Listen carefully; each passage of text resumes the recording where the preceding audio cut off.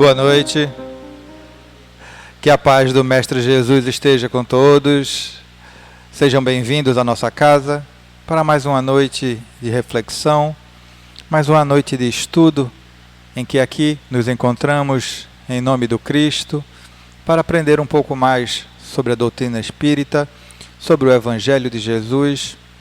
E hoje temos a grata satisfação de contar com a colaboração do nosso querido irmão José Ferreira, trabalhador da Fraternidade Espírita Caminheiros da Boa Nova, lá de Dois Unidos, que hoje vai trazer para nós o tema A Reconciliação à Luz do Espiritismo. Antes da nossa prece, para a nossa harmonização, do livro Caminho, Verdade e Vida, a lição de número 104, A Espada Simbólica. Não cuideis que vim trazer a paz à terra. Não vim trazer a paz, mas a espada. Fala de Jesus em Mateus, capítulo 10, versículo 34. Inúmeros leitores do Evangelho perturbam-se ante essas afirmativas do Mestre Divino, porquanto o conceito de paz entre os homens, desde muitos séculos, foi visceralmente viciado. Na expressão comum, ter paz significa haver atingido garantias exteriores, dentro das quais possa o corpo vegetar sem cuidados, rodeando-se o homem de servidores, apodrecendo na ociosidade e ausentando-se dos movimentos da vida. Jesus não poderia endossar tranquilidade desse jaez, e em contraposição ao falso princípio estabelecido no mundo, trouxe consigo a luta regeneradora, a espada simbólica do conhecimento interior pela revelação divina, a fim de que o homem inicie a batalha do aperfeiçoamento em si mesmo. O Mestre veio instalar o combate da redenção sobre a terra. Desde o seu ensinamento, primeiro, foi formada a frente da batalha sem sangue, destinada à iluminação do caminho humano. E ele mesmo foi o primeiro a inaugurar o testemunho pelos sacrifícios supremos. Há quase 20 séculos vive a Terra sob esses impulsos renovadores, e ai daqueles que dormem, estranhos ao processo santificante. Buscar a mentirosa paz da ociosidade é desviar-se da luz, fugindo à vida e precipitando a morte. No entanto, Jesus é também chamado o Príncipe da Paz. Sim, na verdade, o Cristo trouxe ao mundo a espada renovadora da guerra contra o mal, constituindo em si mesmo a divina fonte de repouso aos corações que se unem ao seu amor. Esses, nas mais perigosas situações da terra, encontram nele a serenidade inalterável. É que Jesus começou o combate de salvação para a humanidade, representando ao mesmo tempo o sustentáculo da paz sublime para todos os homens bons e sinceros. Que assim seja.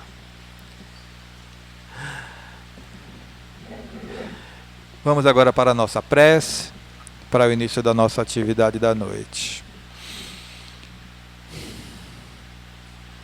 Querido Mestre Jesus, querido irmão e mentor Moacir, agradecidos estamos por mais uma vez abrir as portas dessa casa de oração e de trabalho para todos nós que aqui nos encontramos, encarnados e desencarnados. Que o que aqui hoje será ministrado possa nos auxiliar no entendimento dessa nossa jornada evolutiva, que possamos tirar dessas lições o máximo proveito para nos alçar ao longo dessa nossa jornada, que possamos aprender e, acima de tudo, trabalhar e ensinar aos nossos irmãos. Que Deus nos abençoe e que o Mestre Jesus ilumine os nossos caminhos hoje e sempre. Que assim seja. E assim, meus queridos, com a permissão da espiritualidade amiga, damos por iniciada a nossa atividade da noite. Passo a palavra ao meu querido irmão José Ferreira. Pode ficar à vontade, querido.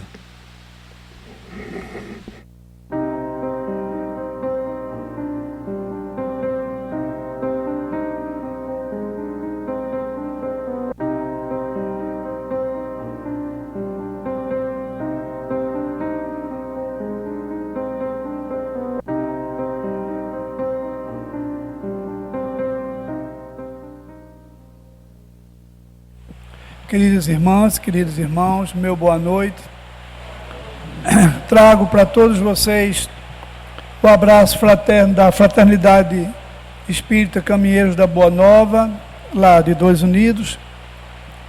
Quero, ao cumprimentar vocês, também agradecer a confiança da direção desta casa em nos chamar para facilitar esta fala para todos vocês. O tema de hoje, ele é uma das espinhas dorsais do Evangelho segundo o Espiritismo. É um tema, não é de difícil compreensão, mas é de difícil concretização. A prática dele é que é difícil. Compreender, apreender, captar a mensagem de Jesus não é tão difícil. Mas a gente ter a coragem de amar os inimigos, de se reconciliar com eles enquanto é tempo, não é uma coisa fácil para a grande parte da humanidade. Eu também gostaria eu costumo dizer que quando a gente perde o início do culto, que é o exórdio, a gente perde sempre alguma coisa da noite, se for o caso da noite.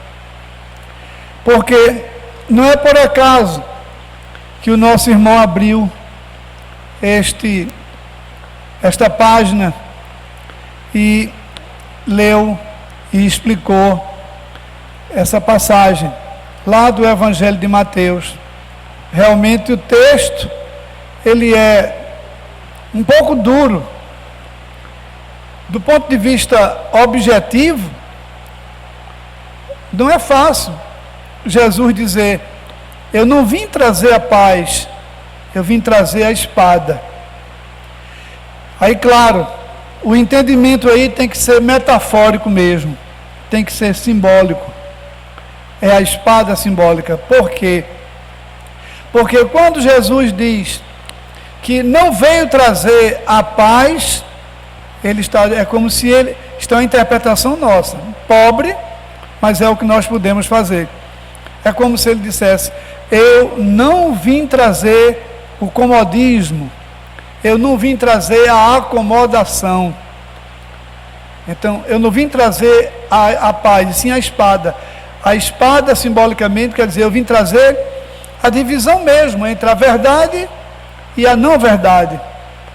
Então, a espada vai simbolizar a divisão que vai haver entre aqueles que compreendem a mensagem de Jesus e aqueles que não compreendem. E é por isso que, nessa minha abertura, eu também gostaria de lembrar de uma passagem tão bonita e tão significativa da mensagem de Cristo, que é quando ele diz: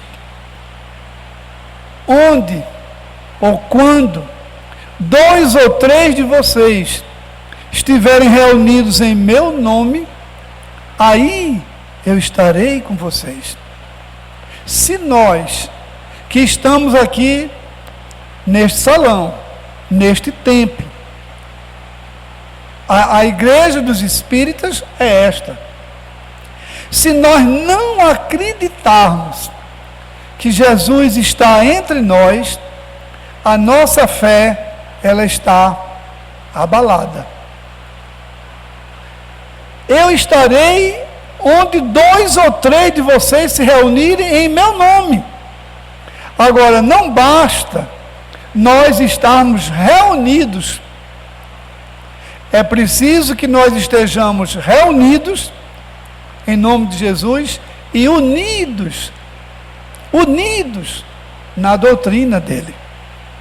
Então, meus irmãos, o tema de hoje, a reconciliação à luz do Espiritismo, não vai ser a reconciliação no sentido mais comum que o alcance humano tem das palavras de Jesus. Nós temos que ir à luz do Espiritismo.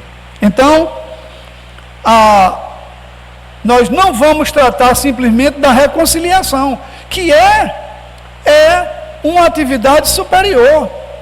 Toda vez que uma pessoa entra em contenda com outra e se reconcilia com ela, é uma elevação espiritual. É uma elevação. Eu tive um professor de francês e durante 4 anos ele era um teólogo. E ele teve umas brigas com um professor de história que era ateu. Foi meu colega, esse professor de história foi meu colega durante 15 anos no colégio de curso Radier. Eu ensinei durante 15 anos no colégio de curso Radier. Havia uma unidade na Fernandes Vieira, uma na Joaquim Felipe, em Olinda, em Boa Viagem, e uma na Soledade. E um dia, o professor de história chamava-se Rubem Franca. Era um homem de uma memória prodigiosa. Ele, sabendo que eu era amigo do Padre Nércio morava em Bibiribe, lá perto do estadual do Bibiribe, perto do centro que eu frequento. Ele me pediu que eu dissesse ao Padre Nércio que ele gostaria de se desculpar pelas contendas que tiveram lá na televisão. E eu disse ao Padre Nércio. E o Padre Nércio disse: diga a ele que ele não fez nada contra mim. Leve para ele o meu abraço, diga a ele que agradeço as desculpas que ele pediu. Então vejam, aparentemente, 2 pessoas que estavam em briga se reconciliaram. Então, isto é uma atitude espiritual superior. As pessoas vingativas, elas precisam caminhar muito para atingir a elevação espiritual. Nelson Mandela passou 27 anos preso na África do Sul, 27 anos preso, sem matar nem roubar. 27 anos. Quando ele foi solto, ele um dia estava numa lanchonete e estava com uma pessoa amiga, e entrou um homem, e eles tinham pedido um lanche. Ele chamou o homem se sentou todo desconfiado, ele pediu um lanche para o homem, um café, um sanduíche, e o homem comeu junto com ele. Depois o homem foi embora, sem falar muito, e as 2 pessoas que estavam com Nelson Mandela perguntaram: quem é este homem? E ele disse: este homem foi o meu carcereiro. Por isso que ele estava tão desconfiado. Então Nelson Mandela não guardou rancor dele, não guardou raiva, não teve ideia de vingança. Então isto é uma elevação. Aí vejam, qual é a base? Qual é a base, ou quais são as bases da nossa fala de hoje, da lição de hoje? Vejam, bem-aventurados os que são misericordiosos. Isso aí está lá no belíssimo Sermão do Monte. Então, nós vamos nos basear no capítulo 10 do Evangelho segundo o Espiritismo. Perdoe para que Deus perdoe você. Aí você não tem só uma finalidade, nós temos uma condição. Qual é a condição para que Deus me perdoe? A condição para que eu seja perdoado por Deus é eu perdoar todas as pessoas que me ofenderam. É uma condição.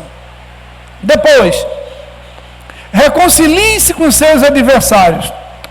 Vamos entrar num texto evangélico que está aqui.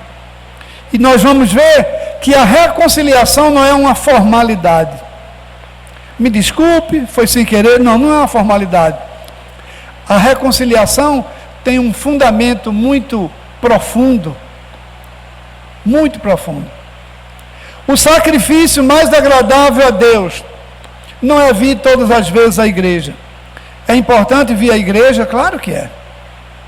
Nós aqui estamos estudando. E estudando de graça. Nós estamos estudando de graça. Agora, pegar, colocar um dinheirinho na caixa é importante? Claro que é. O centro, ele paga luz, ele paga água, ele compõe as cestas básicas para dar aos nossos irmãos necessitados. Agora, o sacrifício mais agradável a Deus não é a ajuda material que nós damos à igreja ou às pessoas. A ajuda, o sacrifício mais agradável a Deus vai ser exatamente a capacidade nossa de reconciliação, principalmente com os nossos inimigos. O argueiro e a trave no olho, porque isso é uma passagem interessante de Jesus. Por quê? Porque os seres humanos, o povo, tem uma maneira diferente de ver estas passagens. O povo diz que o macaco só olha para a cauda do outro. Então, por quê? Porque é mais fácil ver. Então, Jesus disse que nós somos capazes de ver um argueiro, um cisco, um grão de areia no olho do vizinho, mas não somos capazes de ver a trave que está em nossos olhos. Não julgar para não ser julgado. Quem estiver sem nenhum pecado, que atira a primeira pedra. E as instruções dos Espíritos, que é onde, digamos, nós vamos ter a grande orientação que a própria Bíblia não traz. Essas orientações dos Espíritos, elas são posteriores aos Evangelhos.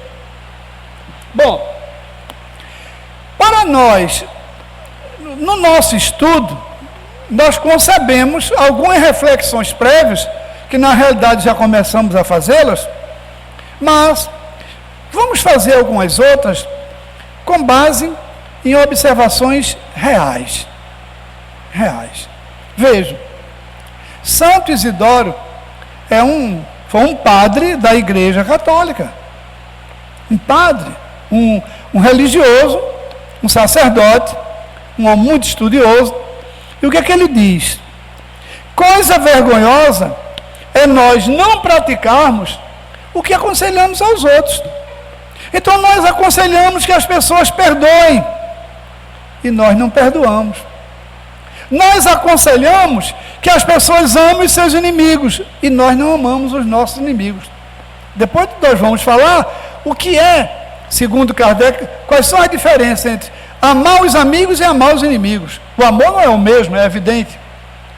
E aí vejam, por que eu trouxe Santo Isidoro?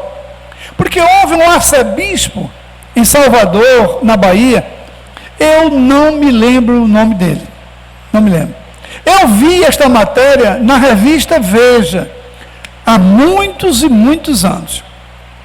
Eu era assinante da revista Veja, e um arcebispo em Salvador, ele disse o seguinte, o arcebispo dando um depoimento: eu sou como o cardeiro, não dou sombra nem escora para ninguém. O cardeiro é aquele cacto, não é o cacto, que não tem folhas e é cheio de espinhos, né? Feito o mandacaru, é um cardeiro. Ora, como é que um sacerdote que se propôs pregar a doutrina de Jesus, ele não pratica aquilo que ele aconselha? Ele diz, perdoe seus inimigos, mas ele diz, eu sou como o cardeiro, não dou sombra nem escora para ninguém. Então isso é uma contradição horrorosa, horrorosa. Então nós não podemos ser assim. É muito melhor, é mais honesto deixar de dizer, eu não sou cristão, pronto. É mais honesto. Dizer, eu não sou cristão e eu penso dessa forma. Agora, dizer que é cristão e pensar assim ou agir assim, realmente é triste.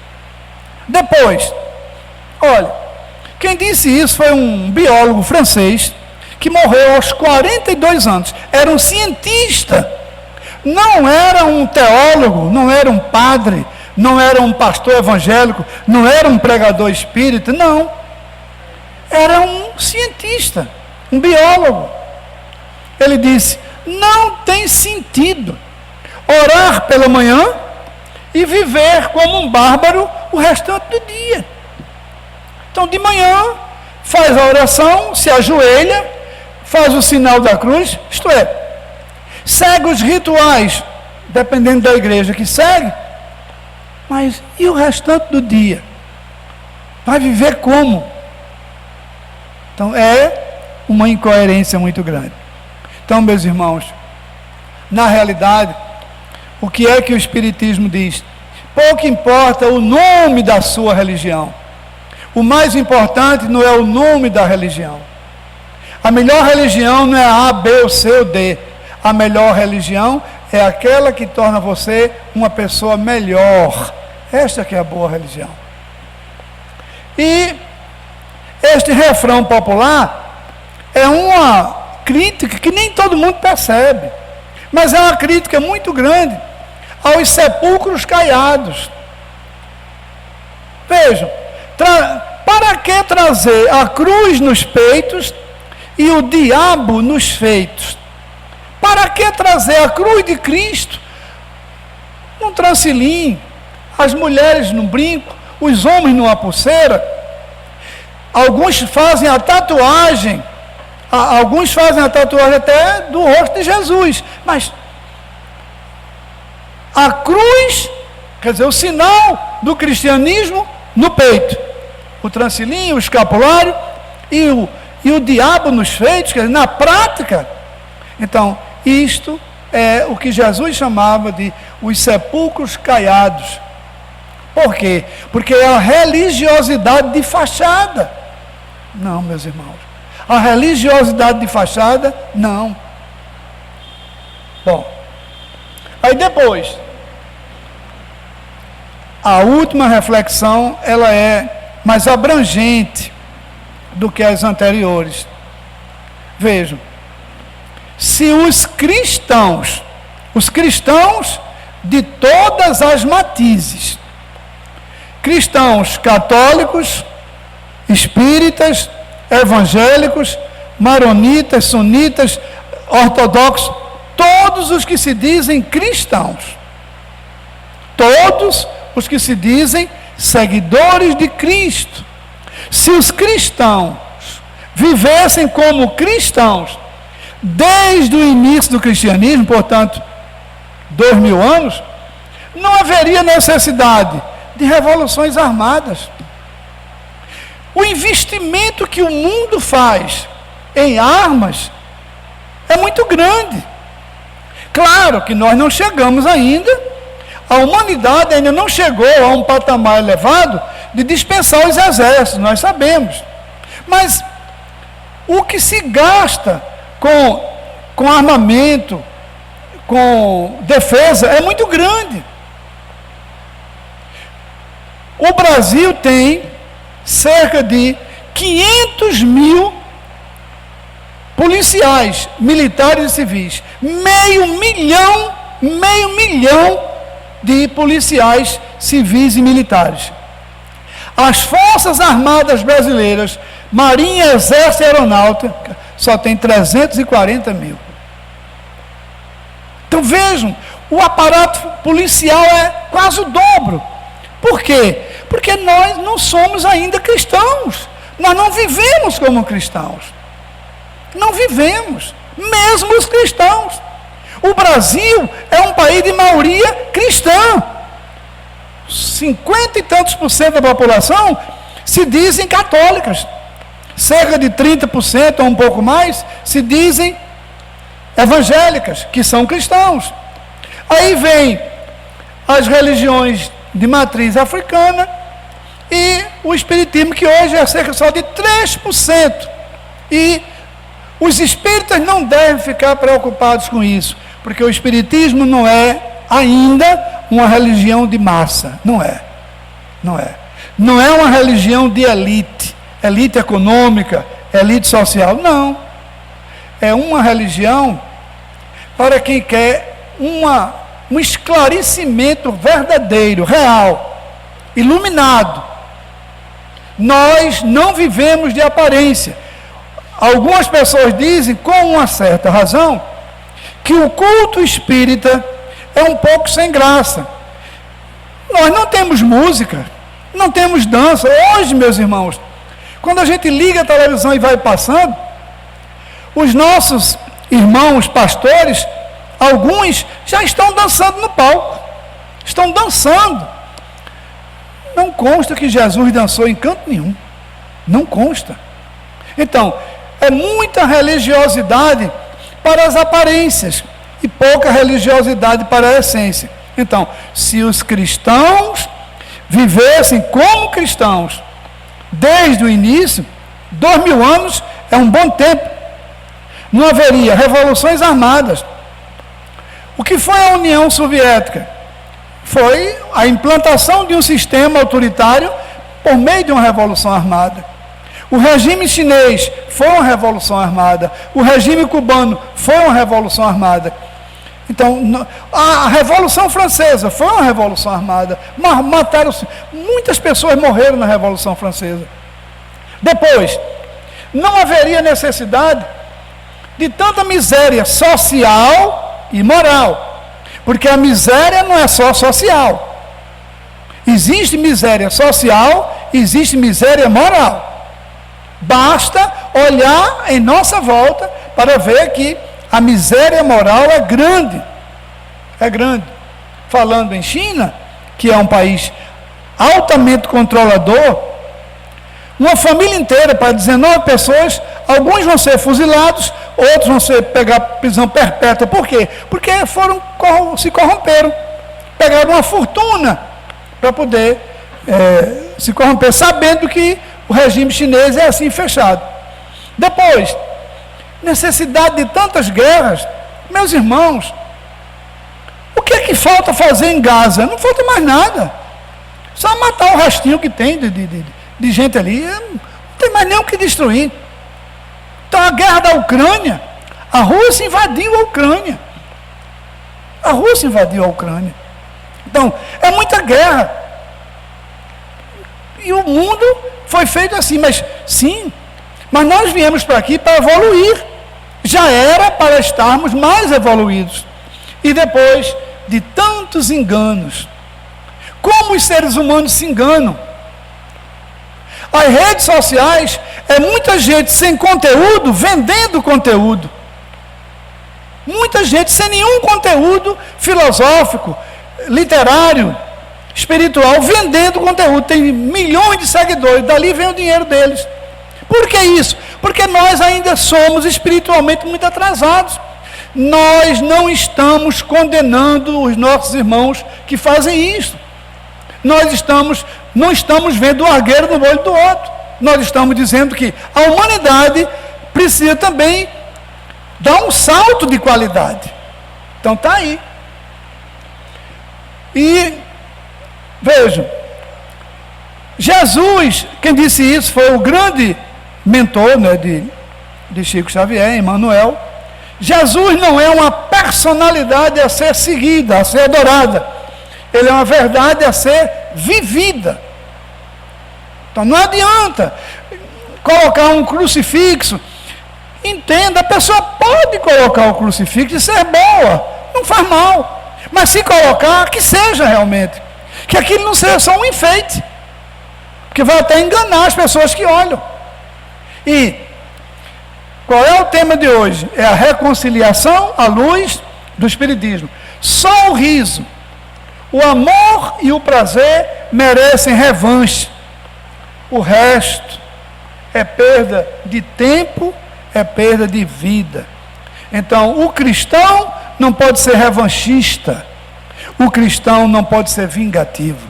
O cristão não pode dar o troco. Não pode dar o troco.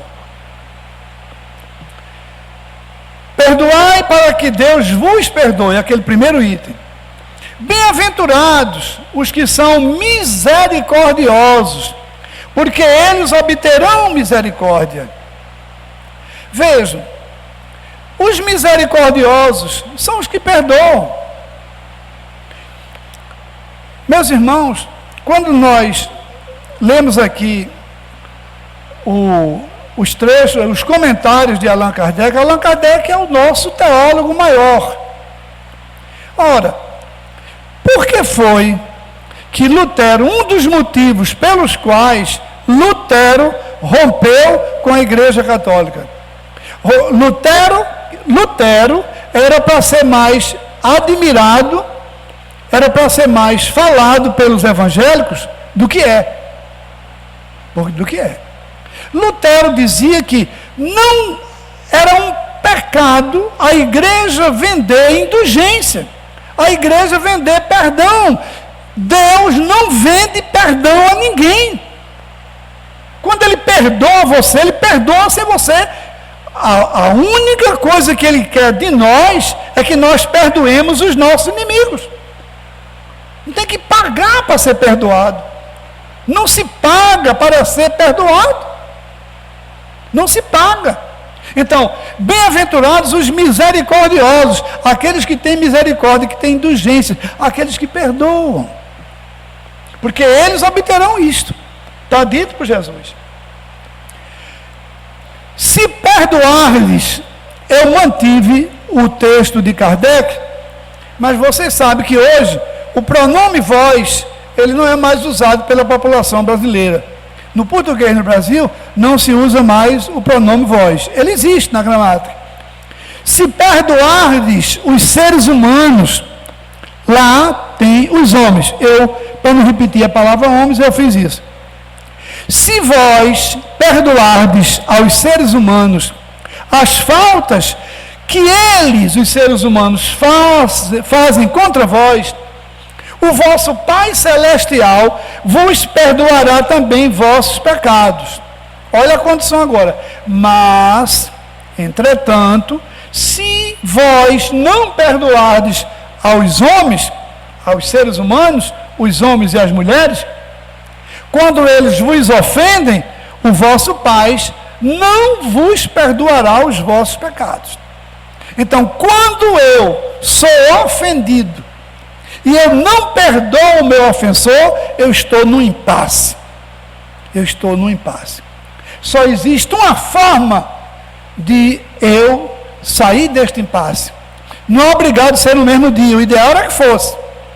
Mas é eu perdoar aquela pessoa, como fez Nelson Mandela, como fez o professor de história, pedindo a reconciliação ao padre, e o padre aceitando a reconciliação dele. Olha lá, está vendo? Então, só este é o caminho. Por isso, meus irmãos, que vejam, hoje nós temos milhares de livros para explicar os evangelhos. Não é ruim, não é ruim, é bom, porque os livros vão nos ajudando. Agora, muitos livros, eles não fazem a interpretação dos evangelhos de Jesus na profundidade que Jesus queria falar. Claro, Jesus disse lá que não podia dizer tudo. Não podia dizer tudo. Quem veio acrescentar foi o Espiritismo. Depois, se vosso irmão pecou contra vós, olha que lição. Por exemplo, as empresas deveriam ter este texto em todos os espaços. Os gerentes, os supervisores, os chefes de seção, os diretores, os donos de empresa. Eu vou dizer por quê. Se vosso irmão pecou contra vós, ide lhe exibir sua falta em particular. Não é publicamente. não é publicamente. Você errou, você só faz besteira, só faz errado. Não. Não. Quando numa empresa alguém errar, corrija o erro de forma particular e não na frente das outras pessoas. E isso já é uma prova de indulgência, uma prova de perdão, uma prova de amor. Isto é, entre vós e ele. Se ele vos escuta, tereis ganho o vosso irmão. Então Pedro se aproximou de Jesus e lhe disse: Senhor, quantas vezes perdoarei ao meu irmão quando ele tiver pecado contra mim? Será até 7 vezes? Jesus lhe respondeu: eu não vos digo até 7 vezes, mas 70 vezes 7 vezes. Isto é, infinitamente. Meus irmãos, é difícil, mas viver também é perdoar. Viver é perdoar. Não tem como uma pessoa viver sem perdoar. E claro, quanto mais ela perdoar, mais santificada ela fica, mais espiritualmente elevada ela vai se tornando. Então, Pedro, qual é a grande vantagem de Pedro?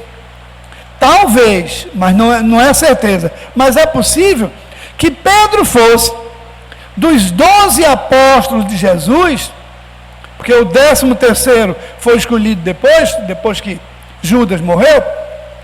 Pedro fosse o menos estudado. Mateus era um homem culto. Lucas, que não foi discípulo, era evangelista, mas era médico. Alguns apóstolos, por exemplo, o próprio Judas Iscariotes. Judas era o contador do grupo. Judas tinha habilidade em matemática. Então, Pedro talvez fosse aquele menos estudado. Mas Pedro tinha uma vantagem. Ele não tinha medo de perguntar a Jesus as coisas. Ele não tinha medo. Ele perguntava. E por que também ele não perguntava? Porque ele sabia que não ia ser exposto. Ele dizia: eu não sei, eu vou perguntar. Qual é o mal que faz? Então, Jesus, e por que 7 vezes? Porque é o seguinte, meus irmãos, para os hebreus e depois para os judeus, o número 7 simboliza a perfeição. Por exemplo, nenhuma turma de um tribunal tem número par. Todo tribunal tem que ter número ímpar. Porque, vamos supor que fosse 6 juízes, poderia dar um empate. Mas se forem 5, não tem como haver empate. Se forem 7, não pode haver empate. Pode ser 5-2, 4-3. E pode até ser 7-0, se o presidente quiser votar. Mas não tem empate. Mas se for par, tem empate. Então, para os judeus, 7 era um número cabalístico e era um número que simbolizava a perfeição. Quando Pedro pergunta 7, porque Pedro está na cultura judaica. Ele está dentro da cultura judaica. Aí Jesus multiplica. Pedro, não é 7, mas 70 vezes 7. Portanto, é como se fosse: perdoe 490 vezes. Quem é que vai contar 490 vezes? Ninguém. Perdoe indefinidamente. Indefinidamente. Aí vocês dizem, ou poderiam perguntar: e o que nós vamos fazer com os cínicos? Oh, coisa difícil é lidar com as pessoas cínicas. Mas nós precisamos lidar com elas. Os cínicos também precisam ser perdoados. Agora, quanto mais ele tenta nos enganar, mais acumulando dívida eles estão. A misericórdia é o caminho para a paz. A misericórdia é o perdão. A misericórdia é essa capacidade que o ser humano precisa desenvolver de perdoar 70 vezes 7. Então, a misericórdia é caminho para a paz. Misericórdia é esquecimento das ofensas e perdão delas. Olha, se uma pessoa diz que perdoou, mas não esqueceu o problema, o perdão não foi completo. Ela não caminhou em direção a Jesus. Ela tem que perdoar mesmo. Ela tem que perdoar. Ela não pode guardar aquilo mais no coração. Então a misericórdia é caminho para a paz. Misericórdia é esquecimento das ofensas e perdão delas. O ódio e rancor denotam uma alma sem elevação e sem grandeza. Portanto, e aí vejo, nós não estamos dizendo que nesta encarnação nós vamos atingir o máximo. Não, pode ser que não. Pode ser que algum de vocês consigam. Mas é preciso pelo menos começar. Sair de onde a gente estava. Então, ódio e rancor, vejam, toda pessoa que tem muito ódio e muito rancor, ela está dificultando a construção da sua felicidade. Uma pessoa que odeia muito, que é muito rancorosa, é difícil ela ser feliz. É difícil. O esquecimento definitivo das ofensas é próprio da alma elevada, que está acima dos insultos. Então, quando nós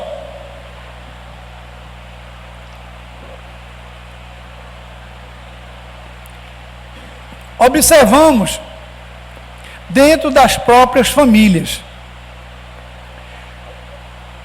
eu conheço, e provavelmente vocês também conhecem, em algumas famílias um irmão não fala com o outro. O irmão de sangue.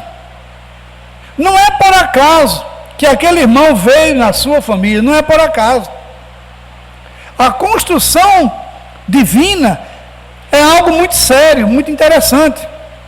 Por exemplo, os estudiosos do Espiritismo, quando eles, por exemplo, eles dizem que o que é que a humanidade sabe do universo? A humanidade do universo não sabe 10%. Não confundir o universo com a Terra. O conhecimento que os seres humanos têm do globo terrestre é grande. Não é 100%, mas é muito grande. Mas qual é o conhecimento que os seres humanos têm do universo? Já imaginaram o que é a Via Láctea? Quantos milhões de estrelas existem ali? Então, o conhecimento do universo é calculado como sendo em torno de 10%. E qual é o conhecimento que os seres humanos têm da vida espiritual? Segundo os estudiosos, não chega a 5% ou 6%. O que nós conhecemos do mundo espiritual não chega a 5% ou 6%, quase a metade do que os homens sabem sobre o universo. Então vejam, o esquecimento definitivo das ofensas é próprio de quê? Da alma elevada. O ex-presidente Juscelino Kubitschek, ele governou o Brasil por 5 anos e ele é considerado como um grande presidente. E havia um governador no estado da Guanabara, que hoje é o Rio de Janeiro, chamado Carlos Lacerda. Carlos Lacerda era um político feroz. Tinha uma capacidade de falar que poucos políticos têm. E ele criticou tanto Juscelino, chamava Juscelino de desonesto, e Juscelino não foi desonesto, que Juscelino ficou tão chateado que disse que ia partir para a briga, mas ele foi aconselhado a não partir para a revanche. E algum assessor disse: mande chamar Carlos Lacerda, diga a ele que nesse tempo a sede era no Rio de Janeiro, marca um encontro. E Juscelino mandou um mensageiro e Carlos Lacerda aceitou o encontro. Ele recebeu Carlos Lacerda numa sala, sem ser atrás do birô dele, para não dar demonstração de poder. Ele foi para duas cadeiras, e ali eles se sentaram, e eles chegaram a um acordo. chegaram a um acordo. Está vendo? Chegaram a um acordo. Então, por quê? Porque, apesar de todos os problemas, Carlos Lacerda tinha essa brechinha para avançar. E ele avançou. Então, vejam, assim, como pedir o perdão de Deus se nós não perdoamos os nossos ofensores? Meus irmãos, toda vez que nós pensamos em nos vingar, estamos atrapalhando a nossa caminhada em direção a Deus. Toda vez.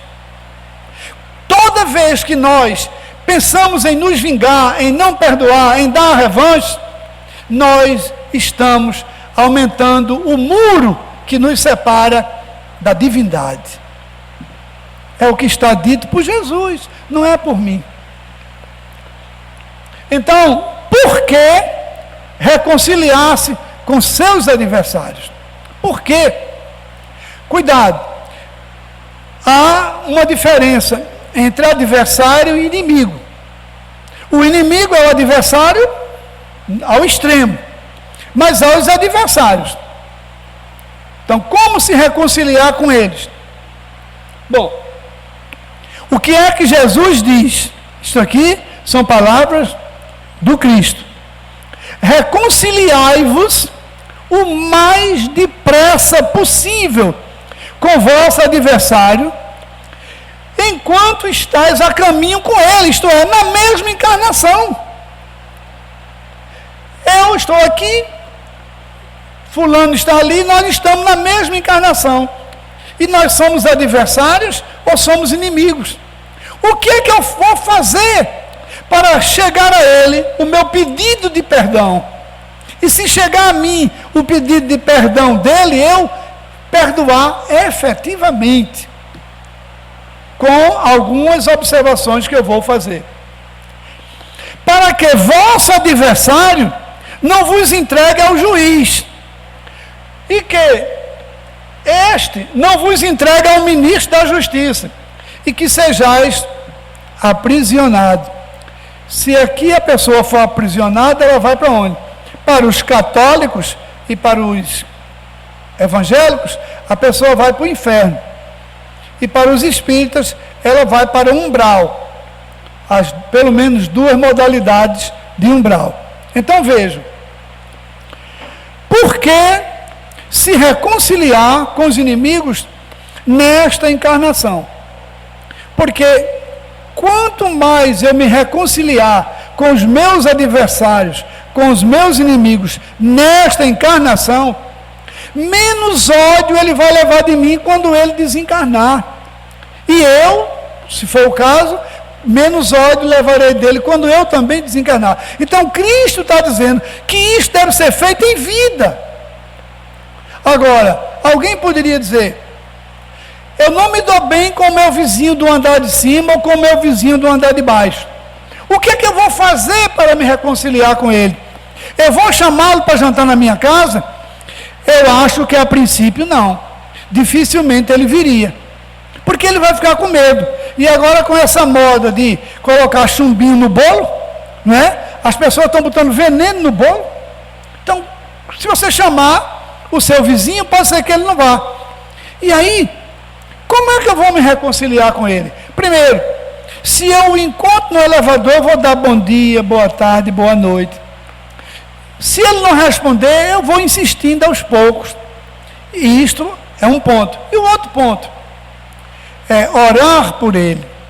Orar por ele, pedir a Deus por ele. Vejam, como é que eu vou dar provas de que eu estou me reconciliando com os meus inimigos? Quando eu começo a me reconciliar com os meus inimigos, eu estou perdoando. Então, o amor que eu vou ter a ele é igual ao amor que eu tenho a um vizinho que eu chamo para tomar uma sopa na minha casa? É um irmão meu que eu chamo para comer lá um churrasquinho? Não. O amor dos amigos não é igual ao amor dos inimigos. Então, como é que eu vou fazer isso? Eu vou demonstrar o meu amor por ele, primeiro, perdoando as ofensas que ele me fez. Segundo, não querendo nenhum mal a ele. Não desejando nenhum mal a ele. Terceiro, orando por ele. Orando por ele. Eu morei 27 anos num prédio no Pina. E o último síndico, eu fui síndico, subsíndico, conselheiro fiscal, tudo no prédio eu fui. O último síndico, eu e mais um grupo lá, nós colocamos aquela pessoa para ser síndico. Depois que ele foi síndico, ele se afastou de nós. Toda segunda-feira eu coloco o nome dele no meu evangelho no lar. Toda segunda-feira. Eu coloco o nome dos poucos vizinhos que não gostavam de mim. Gostavam no início. Depois ficaram chateados por algum motivo. Então vejam, como é que eu vou demonstrar que não tenho ódio pelos meus inimigos, pelos meus adversários, que eu quero me reconciliar com ele? Eu vou não desejar nenhum mal a eles, vou desejar todo bem, vou orar por eles. Orar por eles. Então, e aí por quê? Porque vejam, a gente vai ver daqui a pouco, é um engano enorme achar que o inimigo morto, o ódio está morto. Não está. Nós vamos mostrar isso. Reconciliai-vos o mais depressa possível. É uma repetição, né, aqui. Com vosso adversário, enquanto estáis a caminho com ele, para que vosso adversário não vos entregue ao juiz, olha a hierarquia, que então vos entregue ao ministro da justiça e que sejais aprisionado. Onde? No lugar para onde você não gostaria de ir. Eu vos digo em verdade, que não saireis de lá enquanto não tiveres pago o último centavo que tu deves. E aí, a morte física não nos livra dos nossos inimigos. Este é o maior engano. Por exemplo, qual é o maior engano dos homicidas? Hoje, o maior engano dos feminicidas é achar que, matando aquela pessoa, ele ficou livre dela. O que morre é o corpo. O corpo morre, porque ele foi feito para morrer. Mas o espírito não. Então, já imaginaram o ódio que alguém pode levar da pessoa que cometeu esse crime? Olha lá. Então, ó, a morte física não nos livra dos inimigos. Portanto, a vingança é a maior ilusão que o espírito pode praticar. A vingança, e a vingança total, esta é pior ainda. Os espíritos vingativos continuam a perseguir, com seu ódio e sede de vingança, as pessoas as quais não perdoaram. Está aí a novela das 6. É um exemplo. A novela chamada A Viagem. O rapaz, o Alexandre, a personagem, ele não perdoou. A quem ele não perdoou, ele está se vingando. Ele está se vingando. Porque o corpo morre, mas o espírito está vivo. Do ponto de vista espírita, é falso o ditado que diz: morto o animal, morto o veneno. O ser humano não é uma cobra. Quando você mata a cobra, realmente o veneno acabou ali. Mas o ser humano não é. Não é. O ser humano, vejam, a Igreja Católica, ela tem muitos exemplos de santos que realmente foram santos nesse sentido. Uma santa chamada Maria Gorete, ela tinha 14 para 15 anos e ela foi violentada e morta. Mas antes de morrer, no leito de morte, ela pediu à família que não se vingasse do homem que fez aquilo com ela. Não se vinguem. Então ela perdoou aquele que a violentou e que a matou, porque alguns dias depois ela morreu. Então isso é um espírito realmente elevado. É um espírito elevado. Depois, do ponto de vista espírita, é falso o ditado que diz: morto o animal, morto o veneno. Não. Quando uma pessoa manda matar outra, ou mata, ela se livrou do corpo do inimigo, mas não se livrou do espírito. Kardec diz que se vê neste fato a causa da maioria dos casos de obsessão, particularmente dos que trazem subjugação e possessão. Olha, meus irmãos, quando nós estivermos lendo os evangelhos de Jesus, nós não devemos ter pressa. O evangelho de Marcos foi feito um teste numa universidade americana e os estudiosos mostraram que o evangelho de Marcos, que é o menor dos 4, ele pode ser lido com 2 horas e 10 minutos, 2 horas e 15 minutos. Não é obrigado que você lê de uma vez. O evangelho de Marcos é o chamado evangelho dos milagres. Vocês sabem, para o espiritismo não existe milagre. Ora, a maior parte dos milagres de Jesus foram milagres em que Jesus libertou a pessoa de um espírito maligno. E por que o espírito fez aquilo? Porque o espírito estava se vingando. Há um caso de um menino, está lá nos evangelhos, em que o pai do menino pede aos discípulos de Jesus que libere o demônio que está no corpo, porque a Bíblia não fala em espírito, fala em demônio, porque demônio, a palavra demônio quer dizer espírito, e os apóstolos não conseguem. Aí chamam Jesus e o pai dele diz: olha, ora o demônio joga o meu filho no fogo, ora joga na água. Quer dizer, o obsessor queria matar o menino para se vingar dele, porque o corpo é novo, mas o espírito é velho. Aquele espírito matou, aquele espírito cometeu crimes no passado, e o obsessor não perdoou. Aí Jesus, ele vai e faz a desobsessão. Existe um caso em que Jesus, com os discípulos, ele atravessa o mar da Galileia e vai para o chamado país dos Gadarenos. Quando Jesus, que nada acontece por acaso, nada. Jesus, quando chega lá, vê uma multidão recebê-lo, mas vem também um homem que vivia no cemitério.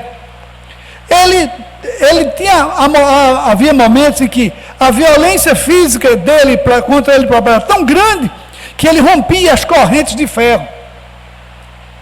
E Jesus, quando o homem vê Jesus, diz: o que vens fazer aqui, filho de Deus? Aí Jesus diz: como é o seu nome? Aí o que ele diz? Eu não tenho nome, meu nome é multidão. Em outras palavras, ele estava sendo obsidiado por uma multidão de espíritos. Jesus retira todos, é quando há aquela célebre frase, aquela célebre passagem, em que até Kardec tem dúvida, porque Jesus, ele pede: não nos jogue em qualquer lugar, jogue naqueles porcos. Então Jesus manda os espíritos para os porcos, e os porcos caem no mar da Galileia. Então vejam, meus irmãos, está provado. Uma certa vez eu fui fazer uma pequena palestra num centro, eu acho que era um bandista, aqui no Vasco da Gama, no córrego do Botijão. Havia um senhor que era gerente do Banco Nacional, ele era presidente desse centro, e eu o conhecia.